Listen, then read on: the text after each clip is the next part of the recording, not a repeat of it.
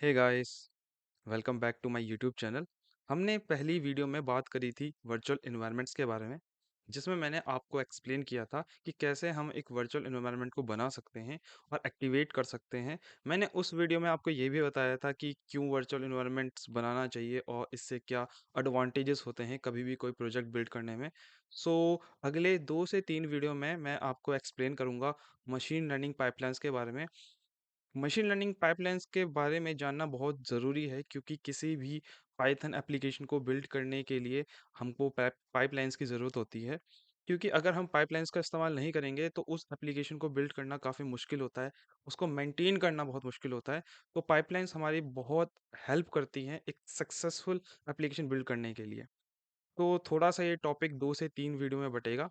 So video start करने से पहले मैं फिर से आपसे रिक्वेस्ट करना चाहूँगा कि आप ये और अगली 2-3 वीडियो तभी देखें जब आपके मशीन लर्निंग और पाइथन के कॉन्सेप्ट्स क्लियर हैं बिकॉज़ अगर आपके इन दोनों ही टॉपिक्स के कॉन्सेप्ट क्लियर नहीं हैं, तो आपको कुछ भी समझ में नहीं आएगा। सो इसी नोट के साथ हम वीडियो को स्टार्ट करते हैं। सो जो पहली फर्स्ट वीडियो है मशीन लर्निंग पाइपलाइंस के बारे में, इसमें मैं आपको पाइपलाइंस के बारे में कुछ नहीं बताऊंगा। मैं बस आपको बताऊंगा कि कैसे हम एक वर्चुअल एनवायरनमेंट को एक्टिवेट कर सकते हैं और उसके अंदर हम कैसे लाइब्रेरीज को इंस्टॉल कर सकते हैं बिकॉज पाइपलाइंस को समझाने के लिए मुझे एक छोटा सा प्रोजेक्ट बनाना पड़ेगा और उस प्रोजेक्ट को बनाने के लिए मेरे को पहले एक वर्चुअल एनवायरनमेंट बनाना पड़ेगा। तो इस वीडियो में मैं केवल आपको वर्चुअल एनवायरनमेंट बनाना सीख बताऊंगा और उसमें कैसे हम लाइब्रेरी को इंपोर्ट करना सीखेंगे। अगले वीडियो में मैं एक छोटा-सा प्रोजेक्ट बनाऊँगा, जिसमें मैं आपको बताऊँगा कि उस प्रोजेक्ट में क्या प्रॉब्लम आ रही है और कैसे हमारी जो मशीन लर्निंग पाइपलाइन्स होती हैं, उस प्रॉब्लम को सॉल्व करती हैं। और जो तीसरी वीडियो होगी, उसमें मैं आपको प्रॉपर मशीन लर्निंग पाइपलाइन्स के बारे में समझाने की कोशिश करूँगा कि कैसे हमारी प्रॉब्लम्स को उसने सॉल्व किया। तो इसी नोट के साथ स्टार्ट करते हैं वीडियो।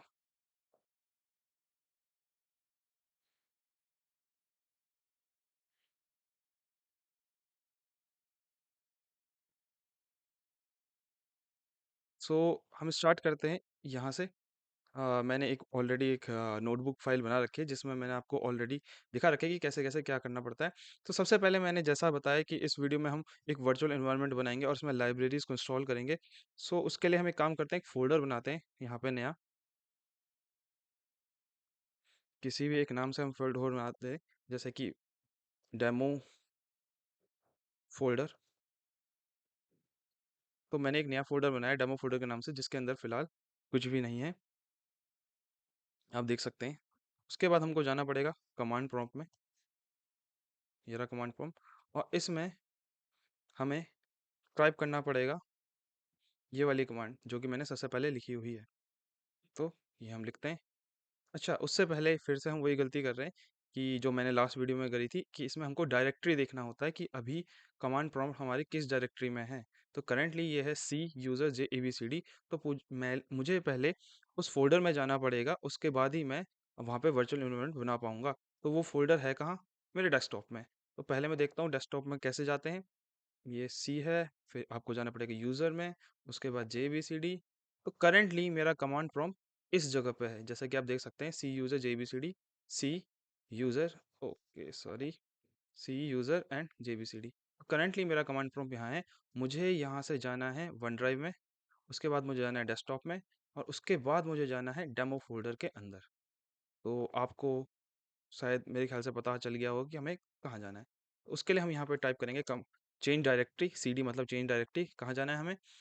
जेबीसीडी के बाद हमें जाना है वन ड्राइव, तो हम यहाँ लिखेंगे वन ड्राइव, उसके बाद स्लैश, उसके बाद जाना है हमको डेस्कटॉप, उसके बाद हमें जाना है डेमो फ़ोल्डर के अंदर, डेमो फ़ोल्डर के अंदर। जैसे ही मैं जाऊँगा तो आप देख सकते हैं अब हम इसके अंदर आ चुके हैं। C user J A B C D one drive desktop demo folder. इसके अंदर हमें लिखना है Python M, Python language, M मतलब मॉड्यूल।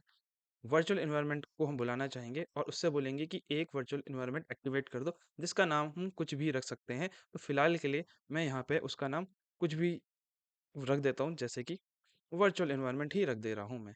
आपका जो मन करे आप यहाँ पे इसकी जगह लिख सकते हैं। तो जैसे ही मैंने ये लिखा, इसको मैंने एंटर मारा, तो आप देखेंगे जो फ़ोल्डर था उसमें एक वर्चुअल एनवायरनमेंट बन जाना चाहिए। पहले मैं इनको क्लोज़ कर देता हूँ, ये रहा। आप देख सकते हैं इसमें वर्चुअल एनवायरनमेंट नाम से एक फ़ोल्डर बन चुका है। सेकंड स्टेप क्या था? जैसा कि मैंने आपको पहले फर्स्ट वीडियो में भी एक्सप्लेन किया था कि उस वर्चुअल एनवायरनमेंट को हमें एक्टिवेट करना पड़ेगा। और एक्टिवेट करने की प्रोसेस क्या थी? हमें वर्चुअल एनवायरनमेंट के अंदर जाना पड़ता है, उसके अंदर स्क्रिप्ट्स के अंदर जाना पड़ता है, उसके बाद हमको एक्टिवेट करना पड़ता है। तो हम यही करेंगे यहाँ पे कि जो हमने वर्चुअल एनवायरनमेंट बनाया है, किस नाम से बनाया था? वर्चुअल ENV के नाम से हमने बनाया था। इसके बाद हमको किस में जाना है? स्क्रिप्ट्स।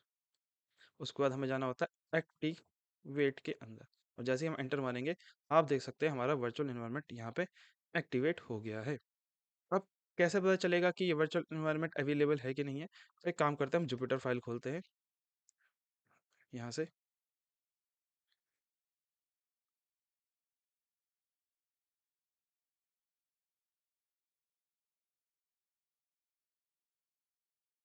थोड़ा टाइम लग रहा है इसको खोलने में। हाँ, हमने यहाँ से इसको हम जाते हैं वन ड्राइव में, डेस्कटॉप में, और हमने एक फ़ोल्डर बनाया था डेमो फ़ोल्डर के नाम से। तो इसके अंदर हम जाते हैं और यहाँ पे हम क्या करते हैं, एक न्यू नोटबुक बनाते हैं।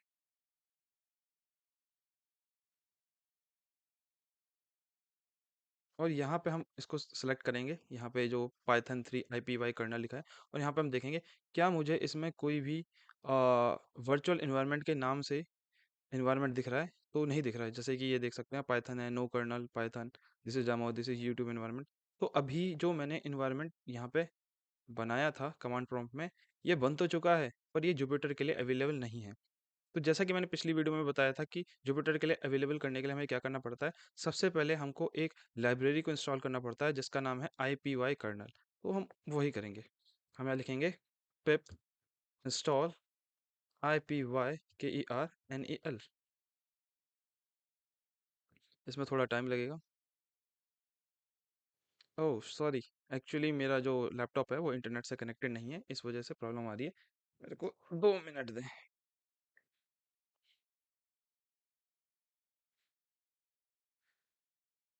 तो अब ये इंटरनेट शायद चालू हो गया है। अब लिखते हैं पिप इंस्टॉल IPYKERNEL।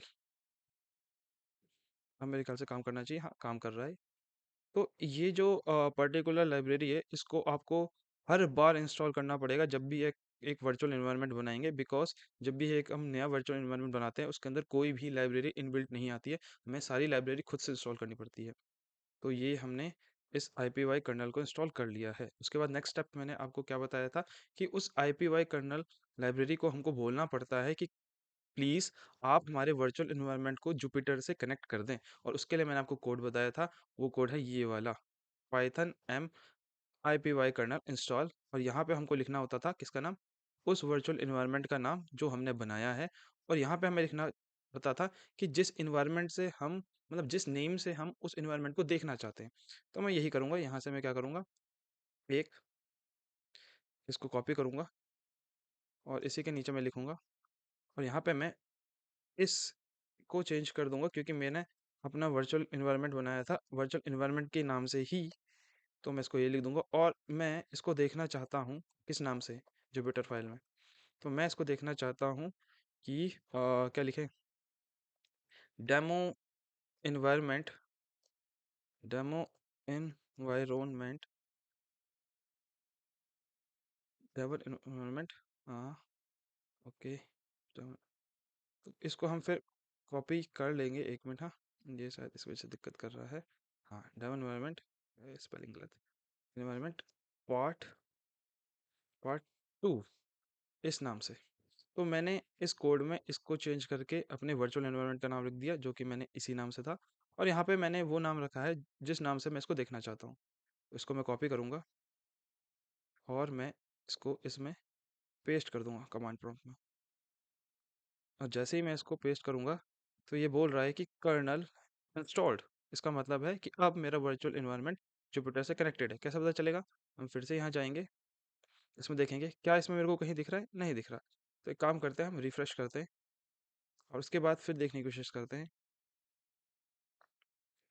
और अब हम यहाँ जाएंगे, अब देखेंगे तो यहाँ पे आ चुका है डेमो इन्वायरमेंट पार्ट 2। इसको हम सेलेक्ट करेंगे और यहाँ से सेलेक्ट कर लेंगे। अब ये जो जुपिटर मेरी फाइल है, ये मेरे इस इन्वायरमेंट से कनेक्टेड है। और जैसा कि मैंने पहले भी बताया कि इस ये जो इन्वायरमेंट हमने बनाया है, ये एक न्यू इन्वायरमेंट है, तो इसके अंदर कोई भी इनबिल्ट लाइब्रेरी नहीं होगी। तो अगर मैं लिखूंगा import numpy as np, तो मुझे एरर मिलेगा। जैसा कि आप देख सकते हैं मॉड्यूल नॉट फाउंड। तो इसके लिए मुझे क्या करना पड़ेगा कि मुझे पहले वो सारी लाइब्रेरीज़ को इस पर्टिकुलर डेमो इन्वायरमेंट के अंदर इंस्टॉल करना पड़ेगा और तब जाके ही मैं एक प्रोजेक्ट बिल्ड कर पाऊँगा। तो हम ऐसा ही करेंगे, हम इस कमांड प्रॉम्प्ट में जाएँगे और इस वर्चुअल एनवायरनमेंट के अंदर जाएँगे। जैसा कि आप देख सकते हैं, हम इस वर्चुअल एनवायरनमेंट के अंदर अभी भी हैं और इसमें हम लिखेंगे वो सारी लाइब्रेरीज़ का नाम जो हमें अपने प्रोजेक्ट को बिल्ड करने के लिए ज़रूरत है। फॉर एग्ज़ाम्पल अगर मैं लिखूँ पिप, मेरे को किसकी ज़रूरत पड़ेगी एक मशीन लर्निंग प्रोजेक्ट बनाने के लिए? तो डेफ़िनेटली मुझे नमपाई की ज़रूरत पड़ेगी, उसके अलावा मुझे पांडास की ज़रूरत पड़ेगी, उसके अलावा मुझे मैटप्लॉटलिब की भी ज़रूरत पड़ सकती है, उसके अलावा सीबॉन्ड की ज़रूरत पड़ सकती है और मुझे साइकिट-लर्न की ज़रूरत पड़ सकती है। तो मैं ये भी लिखूँगा साइकिट-लर्न और उसके अलावा मेरे ख़्याल से मुझे जॉब-लिब की भी ज़रूरत पड़ सकती है।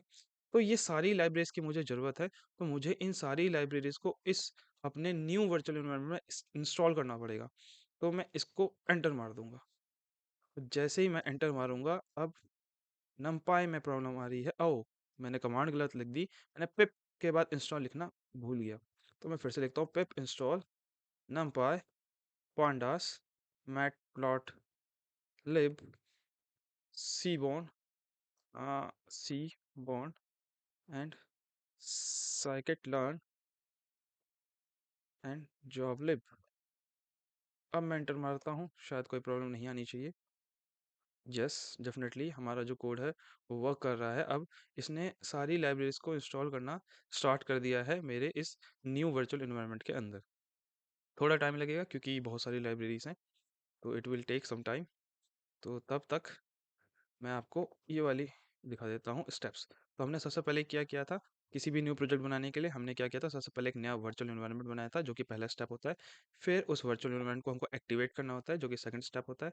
फिर क्योंकि वर्चुअल एनवायरनमेंट हमारे जुपिटर से खुद से कनेक्ट नहीं होता, तो हमको उसको कनेक्ट करने के लिए एक लाइब्रेरी को इंस्टॉल करना पड़ता है जिसका नाम है IPY कर्नल। तो पहले मैंने उसको इंस्टॉल किया, उसके बाद मैंने उससे रिक्वेस्ट करी, IPY कर्नल लाइब्रेरी से रिक्वेस्ट करी कि कृपया करके मेरे वर्चुअल एनवायरनमेंट को कनेक्ट कर दो जुपिटर फाइल से। उसके लिए मैंने ये कोड डाला। जैसे ही मैंने ये कोड डाला, तो वो जो वर्चुअल एनवायरनमेंट था मेरे जुपिटर नोटबुक में अवेलेबल था।